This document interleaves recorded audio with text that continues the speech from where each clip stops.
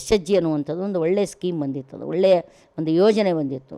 Self help ಗ್ರೂಪ್ಗಳ ಮೂಲಕ ಬಡ ಮಹಿಳೆಯರು, ಸಾಮಾನ್ಯ ಮಹಿಳೆಯರು, ಗ್ರಾಮೀಣ ಪ್ರದೇಶದ ಮಹಿಳೆಯರು 10 ರೂಪಾಯಿನೋ 50 ರೂಪಾಯಿನೋ ಜೋಡಿಸಿ ಎಷ್ಟು ಬಂಡವಾಳ ಆಗಿತ್ತು ಸರ್ಕಾರದೊಳಗಂದರೆ, ನಾವು ಹೇಳ್ತಿದ್ದೇವೆ ಯಾವಾಗಲೂ ಸರ್ಕಾರಕ್ಕೆ 4 ಕಾಲಿದೆ ಅಂದರೆ ಒಂದು ಬಂಡವಾಳ, ಒಂದು ಶೇರ್ ನಮ್ಮ SHG ಗ್ರೂಪಿನ ಮಹಿಳೆಯರ ಹಣ ಇತ್ತು ಬ್ಯಾಂಕ್ಗಳಲ್ಲಿ.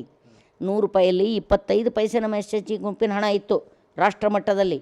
ಅಂಥದನ್ನು ಪೂರ್ತಿ ಸರ್ವನಾಶ ಮಾಡಿ ಮೈಕ್ರೋ ಫೈನಾನ್ಸಿನ ಕೈಯೊಳಗೆ, ಅಂದರೆ ಪ್ರೈವೇಟ್ದವ್ರ ಕೈಯಾಗ ಕೊಟ್ಟರು, ಧರ್ಮಸ್ಥಳದಂಥ ಸಂಸ್ಥೆಗಳ ಕೈಯಾಗ ಕೊಟ್ಟರು. ಅವರು ಹೆಂಗೆ ಬಡ್ಡಿ ವಸೂಲು ಮಾಡ್ತಾರೆ ಅಂತಂದರೆ, ಹೌದಲ್ಲ, ಮುಂಜಾನೆ ಒಂದು ಬಡ್ಡಿ, ಸಂಜೆಗೆ ಒಂದು ಬಡ್ಡಿ. ಅದು ಪಾಪ ಆ ಜನರಿಗೆ ಗೊತ್ತೇ ಆಗೋದಿಲ್ಲ. ಅದು ಅವ್ರು ನಮ್ಮ ಮನಿತನ ಬಂದು ಸಾಲ ಕೊಡ್ತಾರೆ ರೀ, ಏನೂ ನಮ್ಗೆ ಕೇಳಾರ್ದೆ ಸಾಲ ಕೊಡ್ತಾರೆ ರೀ ಅಂತ ಕೇಳ್ಬಿಟ್ರು ಪಾಪ ಅವರು. ಕೇಳಿ ಇವತ್ತು ಮೈಕ್ರೋ ಫೈನಾನ್ಸ್ದು ಕೋವಿಡ್ ಟೈಮ್ನೊಳಗಾದರೂ ದಯವಿಟ್ಟು ಅದನ್ನು ಮಾಫ್ ಮಾಡಿರಿ ಅಂತ ಹೇಳಿದ್ರೆ ಸರ್ಕಾರ ಕಿಮ್ಕಲ್ಲಿಲ್ಲ, ಒಂದು ಮಾತಾಡಲಿಲ್ಲ.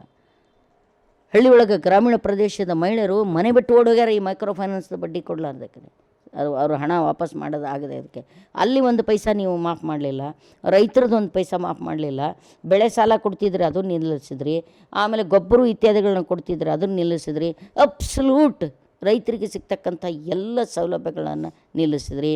ಆದರೆ ಕ್ಯಾಪಿಟಲಿಸ್ಟಿಕ್ ದೊಡ್ಡ ದೊಡ್ಡ ಬಂಡವಾಳಶಾಹಿಗಳ ಅಂಬಾನಿ, ಅದಾನಿ, ಹೌದಲ್ಲ, ಮಲ್ಯ, ಇಲ್ಲಿ ಎಷ್ಟು ಹಣ ನೀವು ಮಾಫ್ ಮಾಡಿದ್ದೀರಿ ಗೊತ್ತಾ? ಅದ್ರ ಲೆಕ್ಕ ನಿಮ್ಗೇನಾದರೂ ಗೊತ್ತಿದೆಯಾ? ಭಾರತ ಎಷ್ಟು ಸಾಲದ ಸುಳಿಯಲ್ಲಿ ಒದ್ದಾಡ್ತಾ ಇದೆ ಗೊತ್ತಿಲ್ಲ.